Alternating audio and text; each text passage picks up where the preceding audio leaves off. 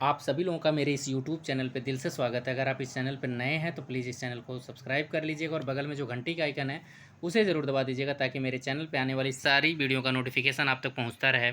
आपका एक लाइक और एक सब्सक्राइब मुझे मोटिवेट करता है आगे वीडियो बनाने के लिए। तो प्लीज़ आप अभी तक अगर सब्सक्राइब नहीं किए हैं इस चैनल को तो प्लीज़ आप सब्सक्राइब कर लीजिएगा, और आपको मेरी वीडियो अगर अच्छी लगती है तो प्लीज़ आप लाइक भी कर दीजिएगा वीडियो को।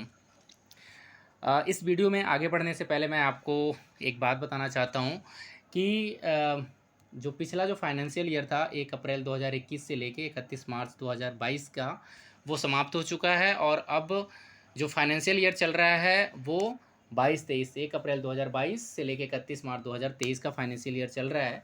जो पिछले साल का एक तरह से असेसमेंट ईयर कह सकते हैं इसको, कि 1 अप्रैल 2022 से लेके 31 मार्च 2023 होगा, वो पिछले साल का 1 अप्रैल 2021 से लेकर 31 मार्च 2022 का असेसमेंट ईयर है। इस असेसमेंट ईयर में पिछले साल जो भी आपने इनकम जनरेट की है उसका आपको इनकम टैक्स का रिटर्न फाइल करना पड़ेगा। तो जो बीसी सखी जो डिवाइस लेके काम कर रही हैं, तो पिछले साल जो उनको कमीशन मिला हुआ है उस कमीशन के ऊपर टीडीएस कटा होगा। तो उस टीडीएस का जो रिफ़ंड है वो इनकम टैक्स का रिटर्न फाइल करने के बाद ही उस टीडीएस का रिफ़ंड उनको मिलेगा।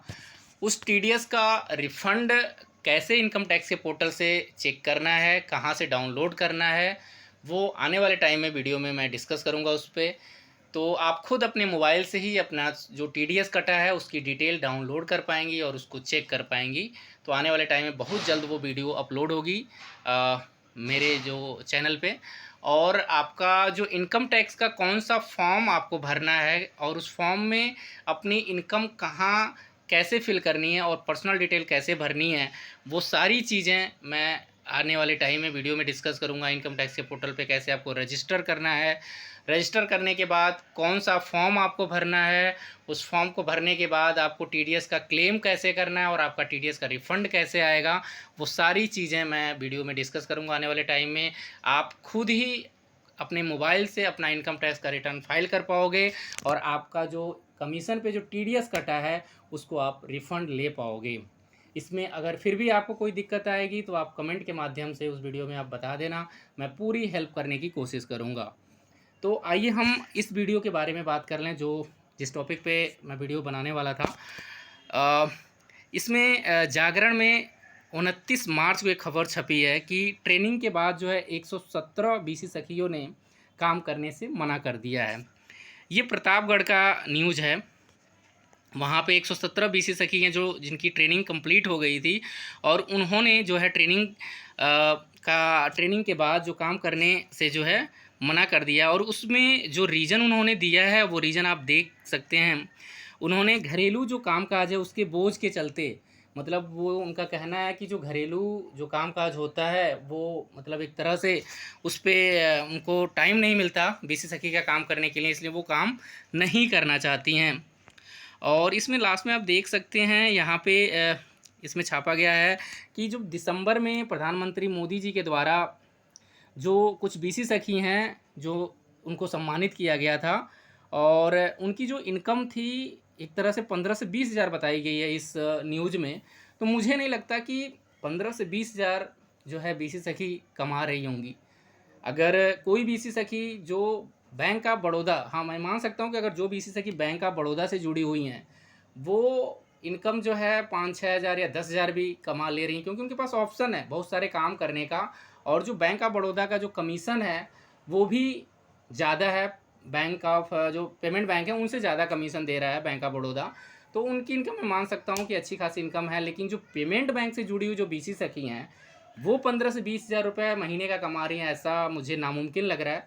अगर फिर भी कोई बीसी सखी हैं जो पेमेंट बैंक से जुड़ी हैं और महीने का 5 हज़ार वो कमीशन से जनरेट कर रही हैं, तो प्लीज़ आप कमेंट करके बताएं। मुझे भी जानना है कि वो बीसी सखी क्या काम कर रही हैं और कैसे काम कर रही हैं कि उनको जो है इनकम 5 हज़ार तक की कमीशन से इनकम हो जा रही है। सिर्फ मैं 15 हज़ार की बात नहीं कर रहा हूँ, मैं 5 हज़ार की बात कर रहा हूँ कि कोई बीसी सखी जो पेमेंट बैंक से जुड़ी है और वो ये बताएं कि उनको महीने का 5 हज़ार रुपये कमीशन से जनरेट हो जा रहा है। सच्चाई यही है कि जो बीसी सखी काम कर रही हैं वो कमीशन के नाम पे एक तरह से उनको कुछ नहीं मिल रहा है। जो कमीशन मिल रहा है वो कमीशन एक तरह से बैंक आने जाने का उनका खर्चा है, वो उस खर्चे को ही निकालना है, वही उनके लिए बहुत ज़्यादा है। सरकार एक तरह से उनको 75,000 का लोन देके सस्पेंस में रखा हुआ, वो लोन कब भरना है, कैसे भरना है, वो भी एक उनके तरफ से टेंशन है। तो जो बीसी सखी डिवाइस 75,000 का लोन आने के बाद उस पर 38 से 40,000 रुपये खर्च करके जो इन्होंने डिवाइस ले लिया है, एक तरह से वो फंस चुकी हैं। अब उनके पास काम छोड़ने का भी कोई चांस नहीं है, क्योंकि एक तरफ कुआं है तो एक तरफ खाई है। अगर वो काम छोड़ेंगी तो उनको लोन का पूरा पैसा वापस करना पड़ेगा, उनका एक तरह से घर से ही लोन चुकाना पड़ेगा, क्योंकि उन्होंने 38 से 40,000 रुपये जो है डिवाइस में पैसे लगा दिए हैं। अब उनकी मजबूरी है उस काम को करना, उस काम में कमाई हो ना हो, फिर भी अब मजबूरी है उनकी, वो उस काम को करना पड़ रहा है। आप अभी तक जब से ये योजना चल रही है, शुरू से ही वो एक तरह से 2 से ढाई साल होने को हैं इस योजना को, और तब से वो एक तरह से दूसरा कोई काम भी नहीं कर पा रही हैं, और वो बीसी सखी के काम में पूरा अपना टाइम दे रही हैं, और फिर भी उनको कमाई के नाम पे कह सकते हैं कि कुछ भी नहीं हो रहा है। तो सरकार को भी इस पे ध्यान देना चाहिए, और सरकार में बैठे जो अधिकारी हैं, जो बीसी सखी योजना को देख रहे हैं, ब्लॉक पे बैठे अधिकारी हैं, आपके ज़िले पे बैठे हैं, जो आप राजधानी लखनऊ में भी बैठे जो अधिकारी, इनको ध्यान देना चाहिए, और सरकार को भी ध्यान देना चाहिए कि ये इनकी जो है, जो समस्या है आने वाले टाइम में, जैसे सरकार ने 6 महीने का जो मानदेय दिया है वो एक तरह से बंद हो जाएगा 6 महीने के बाद, तो ये टोटली कमीशन पे रहेंगी, और कमीशन पे सिर्फ बैंक आने जाने का जो है खर्चा निकाल पाएंगी। एक तरह से समाज सेवा का काम होगा, ये अपने लिए तो कुछ कमा नहीं पाएंगे, एक समाज सेवा ही करेंगी। तो सबसे पहले ये गरीब महिलाएं, अगर इनको इनकम नहीं होगी तो ये कब तक मजबूरी में काम करेंगी। अभी तो मजबूरी में फंसा दिया गया है कि 75,000 का जो लोन है उसको भरने के टेंशन में उन्होंने 40,000 जो डिवाइस में लगा दिया है। अब मजबूरी है कि अगर वो काम छोड़ना भी चाहें तो नहीं छोड़ सकती, क्योंकि उनको लोन का पैसा देना पड़ेगा। तो सरकार को ये सारी चीज़ें जो हैं जितना जल्द हो सके क्लियर करनी चाहिए, और इनके इनकम को बढ़ाने का भी जो कार्य है वो करना चाहिए, या तो मानदेय को रेगुलर करके, या कमीशन को जो है, कमीशन जो बैंक दे रहा है उसके लिए कोई गाइडलाइन क्लियर जारी कर दो, ताकि जो बैंक है वो 4 से 5 मिनिमम जो है इनको कमीशन दे, उसके ऊपर जितना ये काम करें उस पर इनको कमीशन मिले, चाहे उसके लिए वो टारगेट भी दे दे। अगर बैंक टारगेट भी देता और मिनिमम 4 से 5,000 का जो है कमीशन से इनकम कराता तो कोई दिक्कत नहीं है, बीसीसी की काम भी कर रही हैं और वो टारगेट पूरा भी कर लेंगी। 4 से 5,000 तक का जो कमीशन का टारगेट है वो आराम से पूरा भी कर लेंगी, और 4 से 5,000 तो आज के टाइम में नॉर्मल सी बात है, इतना तो होना चाहिए, चाहे वो कमीशन से इनकी इनकम हो चाहे वो सैलरी से हो। लेकिन सरकार को इस पर ध्यान दे के इस काम को जितना जल्द हो सके कर देना चाहिए, क्योंकि जो बीसी सखी डिवाइस लेके काम कर रही हैं उनको सबको इसकी सच्चाई पता है कि वो इनकम के नाम पे जीरो हैं, और एक तरह से वो सस्पेंस में हैं। और सरकार का इन्होंने जो इलेक्शन हुआ पूरा भरपूर सहयोग किया है, कहीं ऐसा ना हो आने वाले टाइम में अगर इनको ज़्यादा दिक्कत बढ़ेगी तो सरकार के प्रति एक तरह से नाराज़गी जाहिर करेंगी ये।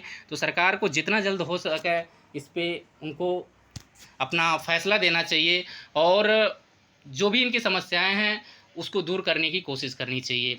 और मैं बीसी सखी से भी ये बात कहना चाहूँगा कि जो ब्लॉक में जो बीएमएम हैं, जो बीसी सखी योजना को देख रहे हैं, आप लोग अपनी प्रॉब्लम अगर उन तक नहीं पहुंचाओगे, अगर समस्या नहीं बताओगे, तो उन लोगों को ऐसा लगेगा कि आप लोगों की इनकम हो रही है तभी आप लोग कुछ कह नहीं रहे हो। तो आप लोग जितना ज़्यादा हो सके अपने ब्लॉक के बीएमएम, अपने ज़िले से भी अगर किसी अधिकारी का नंबर है जो इस योजना से जुड़े हुए हैं, या आप जो हेल्पलाइन नंबर है उस पर अपनी समस्याएं ज़रूर रखने की कोशिश करिए जैसे भी हो सके। अगर सीएम योगी तक आप अपना कोई एप्लीकेशन लिख सकते हो, कोई लेटर लिख सकते हो, उनको रिक्वेस्ट कर सकते हो, तो वो भी करिए।